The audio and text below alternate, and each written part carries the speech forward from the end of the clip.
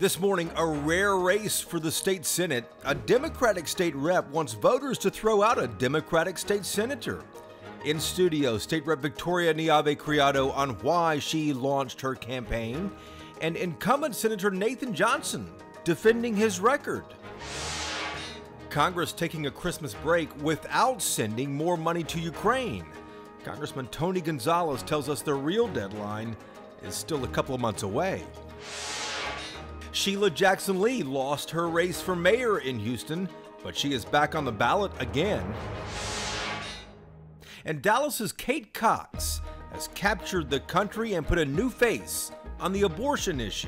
But will Republicans pay a political price in 2024? Inside Texas Politics with Jason Whiteley starts now. Good Sunday morning. Let's start the program here with some of the political headlines you might have missed over the last few days. Sheila Jackson Lee, she is back on the ballot again. Within 24 hours of losing the runoff for Houston mayor, Sheila Jackson Lee filed to run for Congress again to represent Houston, now going for a 16th term in D.C. And in case you missed it, Tony Busby lost his race for Houston City Council by double digits, the third unsuccessful attempt he has made to get into City Hall. In Houston, a school board there called Spring Branch ISD has passed its own bathroom bill. This one requires students to use the restroom according to the gender they were assigned at birth. Spring Branch is a large district on the west side of the city. The Houston Chronicle reported this one. Opponents say trans kids now in that district are not safe. And tomorrow morning, family and friends are going to say goodbye to Dallas's former district attorney. Craig Watkins died on Tuesday. He was the first black DA in Dallas, and he earned a legacy for using DNA to test evidence and eventually free inmates who were wrongfully sent to prison. Craig Watkins was 56 years old. Let's start this morning, though, with a rare race that has just surfaced in the last week. One elected Democrat going after another one in the state legislature. State Rep Victoria Niave Criado wants voters to throw out fellow Democrat State Senator Nathan Johnson. Both represent parts of Dallas County. Both have worked together in the past, and both of them just released their own polls showing that they each lead in this new race. But let's get into the reasons for this one. First up, the incumbent state senator, Nathan Johnson. Senator, welcome back to the program here. Basic question, why did you draw a challenger?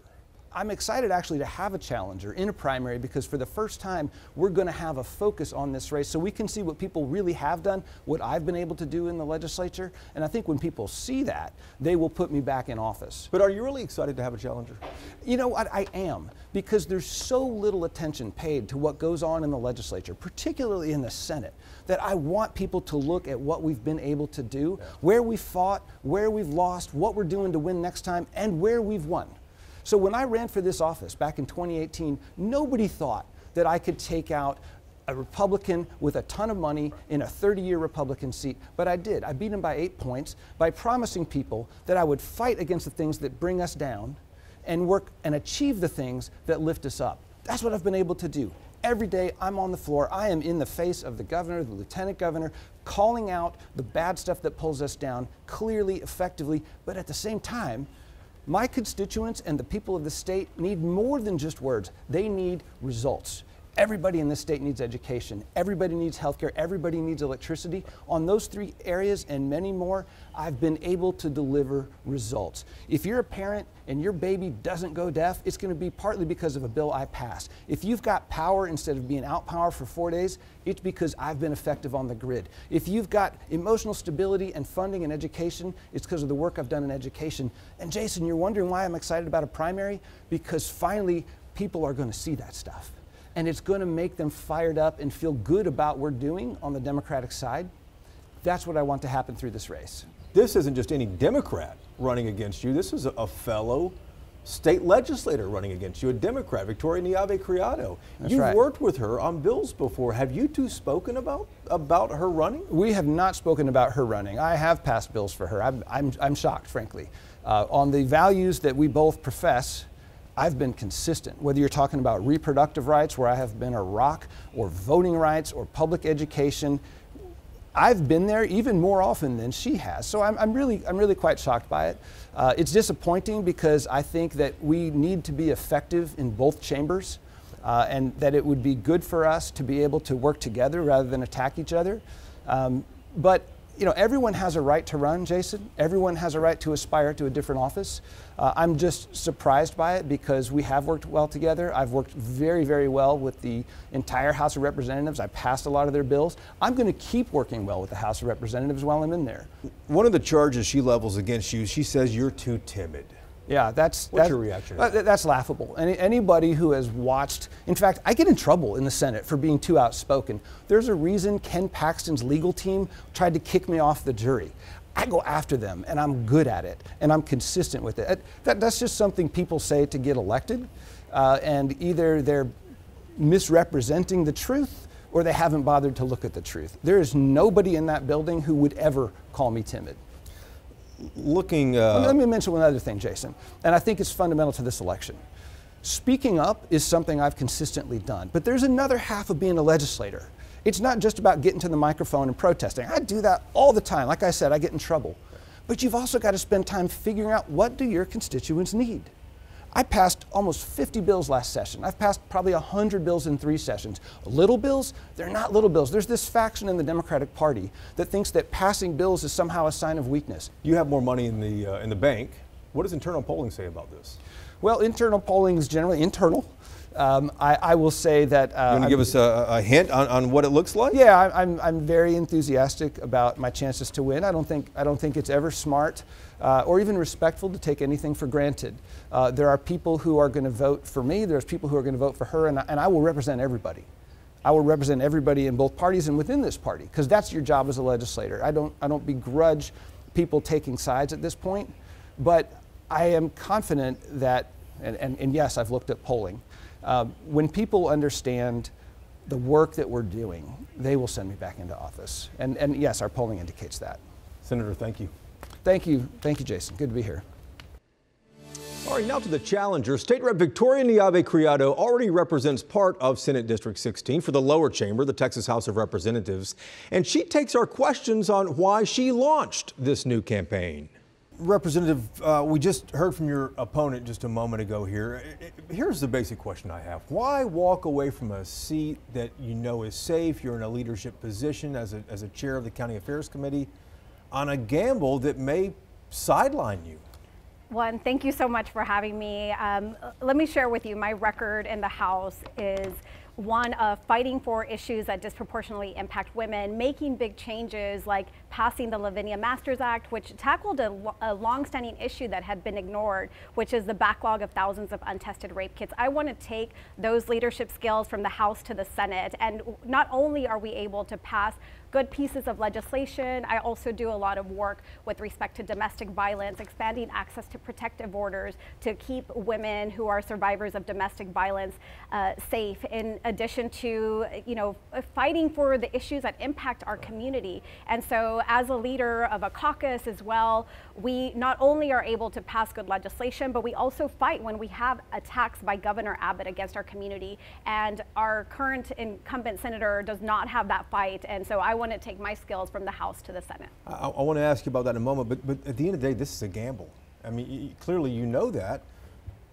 What are your odds on this? I feel confident that we're going to earn the votes of our community, which is a diverse, beautiful community. And I think the voters will see the contrast. And this is really also about a bigger issue and the threat of democracy that's being posed by Donald Trump, Ken Paxton, Greg Abbott. Like, we don't need somebody who's not going to be standing up to fight. We don't need somebody who's going to buckle under pressure to Dan Patrick. We need to have somebody that, you know, when we have a woman who, a Dallas woman, Mrs. Cox, was having to travel to another state in order to obtain reproductive rights, when we have a governor who is terrorizing mixed status families, like, there is no room for error. We have to be, we need somebody who's going to stand up and represent this district, and that's why I'm running.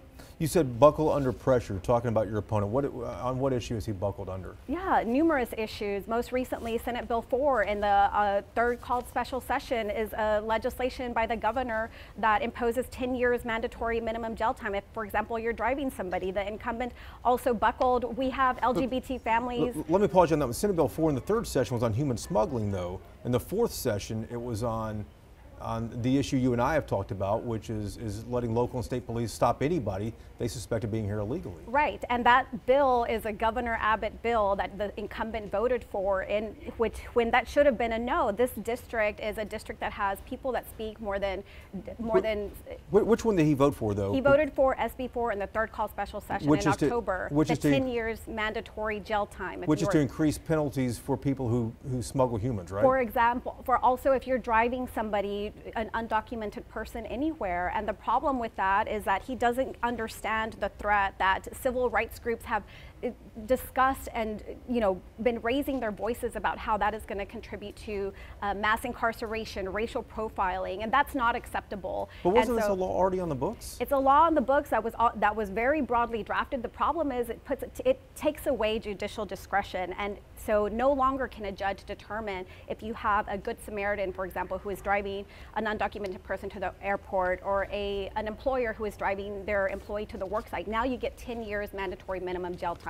That is extreme. That is the Governor Abbott bill, and we fought hard to try to defeat that legislation in the House, and that's the issue. But also the issue is, other votes that he has taken, but it really is about more than that. I think we as Democrats have to decide, especially in the times that we're in, the threat to democracy posed by Dan Patrick, Abbott, and others, is what type of leadership are we going to want? Are we going to want are we going to continue with business as usual, or are we going to, up our game? And that's why I'm running. You said that your opponent is too timid. What exactly would you do, though, that your opponent is not doing right now in the Texas Senate? So I will fight, and I think our community knows that. Though? I mean, is he not fighting? Not fighting enough, no, especially when he's throwing our community under the bus. And that's part of the problem. LGBTQ families, for example, as well, are under attack. Transgender children are under attack, and he was one of 2 senators who voted present not voting. Like, that's not good enough. You need to vote no and stand up for our LGBTQ families. There's too much at stake right now in these times for us to be able, we need to have somebody who fights for our community and also delivers big wins, and that's what I've been able to do in the Texas House. Representative, thank you. Thank you for having me. When we come back here, House Republicans formally opening that impeachment inquiry. One Texas congressman supports it, but not for the reasons his colleagues do. Tony Gonzales is up next. And abortion changed elections in Republican states this year. Dallas's Kate Cox now putting a face on the issue. So will Republicans pay a political price in 2024? Inside Texas Politics, back in just a moment. Welcome back to Inside Texas Politics. In Washington, House Republicans in Congress there voted to start an impeachment inquiry against President Biden. Our next guest voted for it, but not for the same reasons as his colleagues did. Congressman Tony Gonzales represents 823 miles of the Texas border with Mexico. He is a Republican from San Antonio. Congressman Gonzales, good to see you again. House Republicans opening this impeachment inquiry into President Biden. From everything that I've seen that you guys have gone through, there hasn't been any concrete evidence tying the president to any wrongdoing. Still, though, you support this. Tell me why. Jason, thank you for having me on. And yes, I do support the impeachment inquiry to President Biden. And the main reason is not necessarily what everyone else is looking at. I hope the inquiry expands to the border. The way the president has handled the border has been dangerous to Americans. I've seen Americans being killed, certainly in Texas. We've been at the forefront of that. And then the other piece of it, too, is as a military veteran, as an Afghanistan veteran, the debacle that happened in Afghanistan that got Americans killed. So while others are looking at Hunter Biden and his dealings, I'm looking at it in the manner of how he's handled the border and how he's handled national security and expanding that inquiry. Do you think the president, though, has committed high crimes or misdemeanors on the border? I think this inquiry is going to take us there. I'll tell you what, I visited with the Tambunga family from Ozona that lost their mother and their 7-year-old daughter, and they'll tell you they're not happy with the Biden administration. So those are reasons why I'm supporting the inquiry, and I think the facts will lead us to an impeachment or not. Let's stay on the border for a moment and talk about Ukraine funding as well. Republicans obviously want the Biden administration to make it more difficult for migrants to claim asylum. And then, if they do that, I believe my understanding is the GOP wants those individuals to remain in Mexico rather than be in the United States during that period. But looking at Ukraine, is the U.S. putting Ukraine in jeopardy by not immediately renewing funding that it needs? I strongly support Ukraine's ability to defend itself from its aggressor, Russia, who invaded them illegally. Do you expect funding to get renewed before Christmas? I do not. No, you're talking about Congress that will do nothing unless they're put to the cliff. And that cliff is now January the 19th, right? So Congress will punt on first down if you allow them to, and you should absolutely expect us to punt on first down. So where does that leave Ukraine, though, in its fight against Russia going into a third year here? Yeah, I think you've seen, the White House universally decide to give $200 million in aid there. I'm hearing that it's essentially February is about the time that's really going to come to a decision on are we going to continue to help out or not. I firmly believe we need to stand with our allies and we need to give them every tool that they need to be successful. I think you can do that without writing a blank check and feeling good about yourself. And you can also do that by protecting our own borders. So there is a deal to be had here, a solution, if you will, to this problem set. We just need to bring adults to the table that ultimately want to see this passed and help our country. Congressman, good to see you again. Thank you. All right, thanks, Jason. When we come back here, abortion is shaping up to be a key issue in the 2024 election. Voters across the country already pushing back against Republican laws to ban it. So will this issue decide any races next year, especially in Texas? We'll ask the roundtable in just a moment. And take Texas politics wherever you go. Subscribe to our political podcast. Our Christmas gift to you. It's called Y'all-itics. New content, fresh interviews. Episodes drop every Sunday morning, or you can search for Y'all-itics on YouTube to watch it anytime. Time now for Reporters Roundtable to put the headlines in perspective. Ian Mitra is with us from the Texas Tribune in Austin.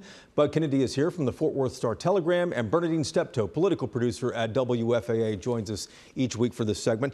Ian, let's start with you and abortion fallout. We've watched the stories of Kate Cox from Dallas really put a face on this issue. Republican states have pushed back against Republican lawmakers who've been trying to ban this in their states. The question now, does this drive voter turnout in 2024?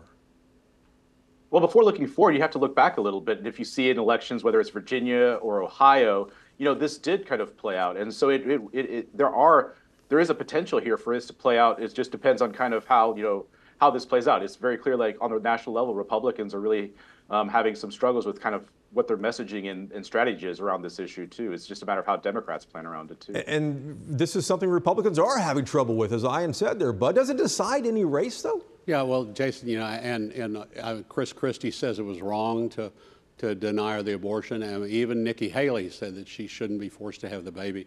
Republicans are really having trouble. They're not absolutely pro-life like the Texas laws are. They're finding out that it may not. In Texas, they'd rather be principled than popular, but you have to be popular to win elections. It may make a difference in other states. In Texas, though, only 2% of the voters last election said abortion was their most important issue. I doubt it'll make a difference in Texas in the fall. Bernadine, thoughts? It might not make a big of an issue, but to listen and watch Kate Cox having to leave home to save her life, and as I've always said, it's going to determine how the Democrats use it in these different elections. But it is not a good issue for Republicans, and the Texas Republicans want to believe that it won't be an issue, and they want to downplay it. But it is definitely going to be an issue because women are paying attention.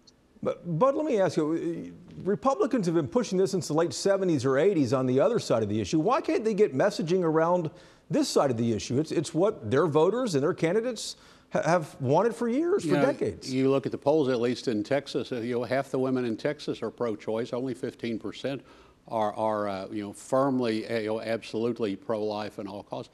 The women in Texas, the legislature is not in line with the voters in Texas, and at some point the voters will reflect that. You look at the way women vote, and it might reflect more in judicial races.